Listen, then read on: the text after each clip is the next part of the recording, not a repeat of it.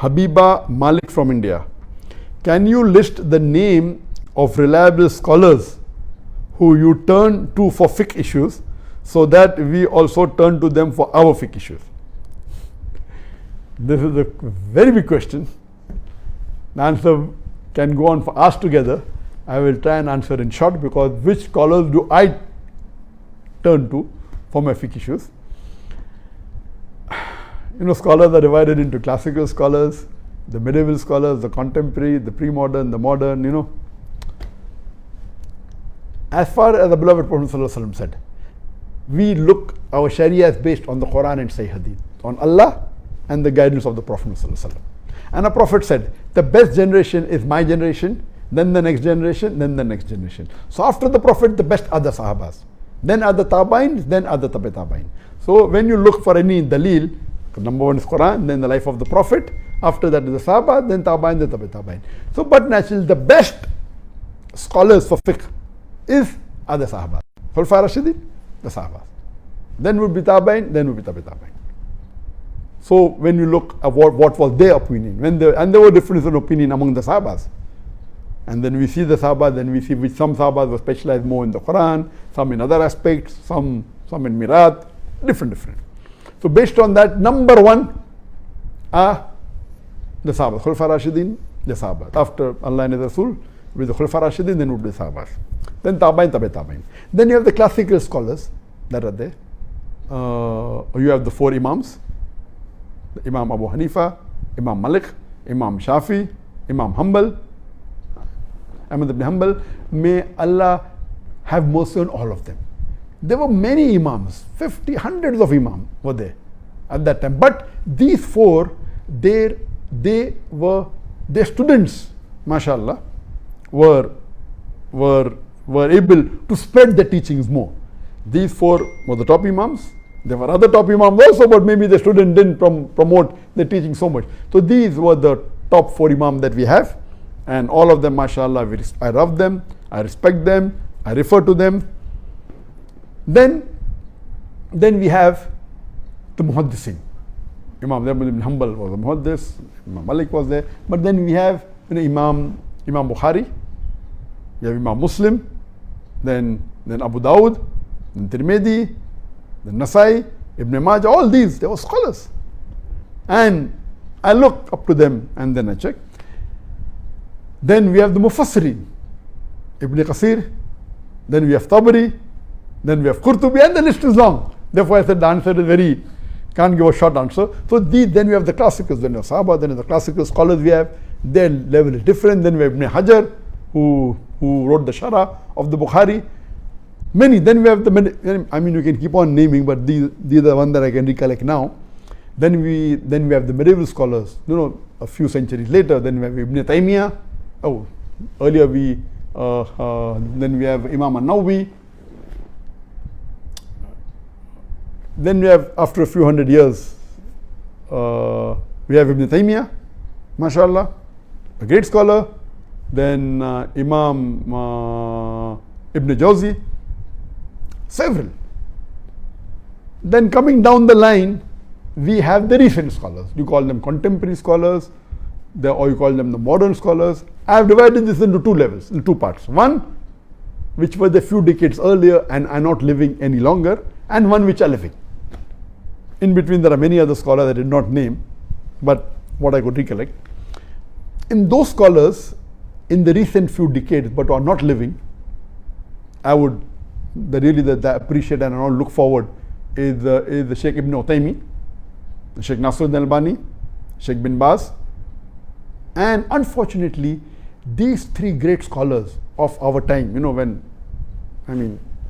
we started doing Dawah earlier, they expired within a span of few years, in the late 90s or the early 2000s. And after that, at that time, that I believe one of the best scholars living that time was Abdullah ibn Jibreen, Sheikh Abdullah ibn Jibreen.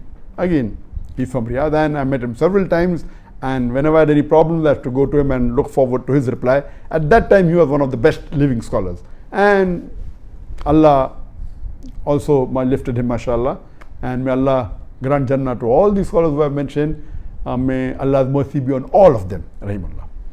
Now that we have among the scholars, truly frankly, now we have very few handful of scholars who we can really call them scholars. Scholars are many, but we really can, the level of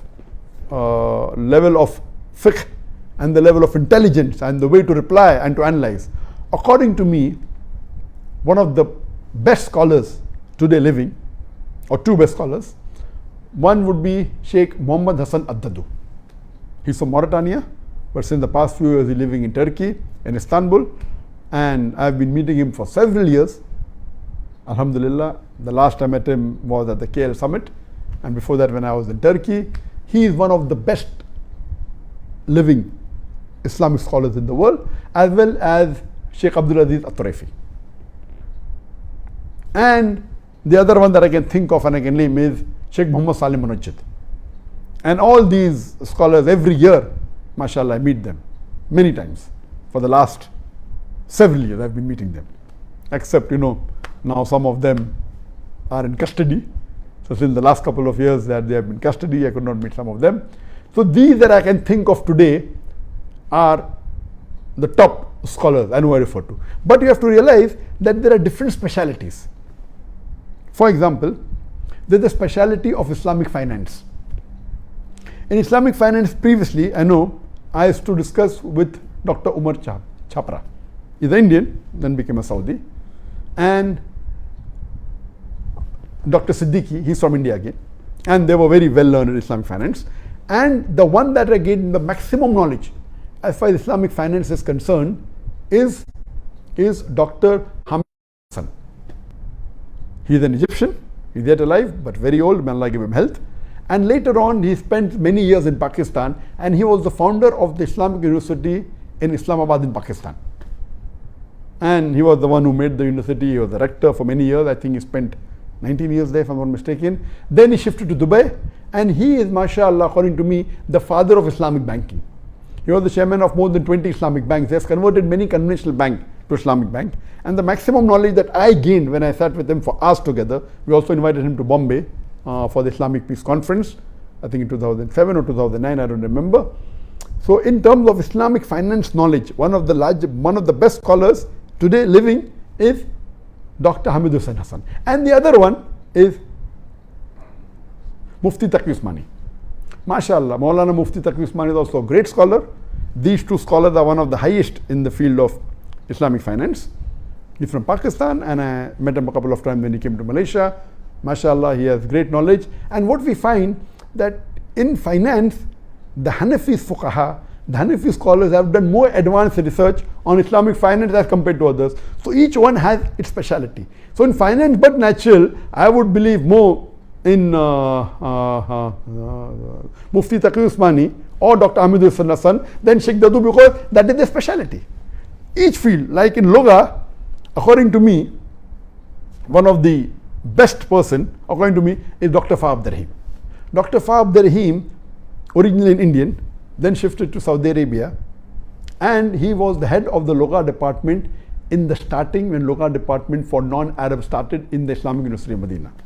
And when I tried to find which is the best teacher I can learn with, someone told me it is Fa Abdurrahim. I said, how will this person give me time? So I went there, and I was shocked. He said, I was there. The lecture you gave a few weeks back in Medina, I was there sitting in the first row. So mashallah, he agreed to give me 5 hours every day, and we were supposed to spend 6 months.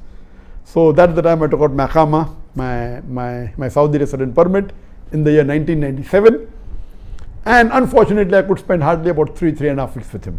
There was some important issue in India, I had to go back. So for 3 weeks, mashallah, I sat with him 5 hours a day, immediately after the Zohar Salah up to the end of Maghrib, just before Maghrib. Spent about 4 or 5 hours every day, and there I learned. He was one of my first few teachers, mashallah. And the knowledge he knows about 70 to 20 languages. The fluency he has, mashallah. And then the other person I studied who's also great in the hadith is Dr. Ziaur Rahman Azmi. Dr. Ziaur Rahman Azmi again is an Indian. You'll be shocked to know he was a Hindu. Then he migrated to Saudi Arabia. He did his master's, he did bachelor's, master's, PhD. He became the dean of the hadith department in Islamic University of Medina. And I used to sit with him twice a week, and my basis of hadith, I learned from him, mashallah. He's a great scholar, and he has compiled, after he retired, in the past, he spent about 18 years in compiling all the Sahih Hadith in one volume. And that was my desire when I used to speak in lectures, the Quran and Sahih Hadith. Now, where is the Sahih Hadith? Yeah, Bukhari, Muslim, but that's not all. So what he did, he spent about 15 to 20 years and compiled all the Sahih Hadith in one volume and called it Jami Kamil. And that's printed in 12 volumes. There's a Mukhtasar version of it, which is in 5 volumes, and we are translating into English. And when I say Quran and Islam, all, even if not 100%, you can easily claim that more than 95% of the Sahih Hadith are there. And then this Hadith is also then Bukhari, chapter number so and so, volume number so and so, also then Muslim, also then Abu Dawud. So all the Sahih Hadith you can find in that. So there are other scholars in the field of science, is there, like Dr. Musleh, he specialized in science. Then you Abdul Majid Asindani in science. So there are various, in terms of fiqh issues, as I told you, that there are many scholars, there are other scholars also. There are many, like Sheikh Saad Nasr al-Shetri, he's also a great scholar. But the one that I really appreciate amongst all of them is Sheikh Muhammad Hassan al-Dadu, Sheikh Abdullah al-Tarifi, and Sheikh Muhammad Saleh al-Munajjid. And what Sheikh Muhammad Saleh al-Munajjid has done, that mashallah, he has his own website, Islam Q&A, which is the most popular Islamic website in the world and most popular site for fatwa. If you have any questions, the best answer you can get is go to Islam Q&A. It's in 14 languages. Hope this answer is in short. It's a very short answer. You can elaborate for hours together on this.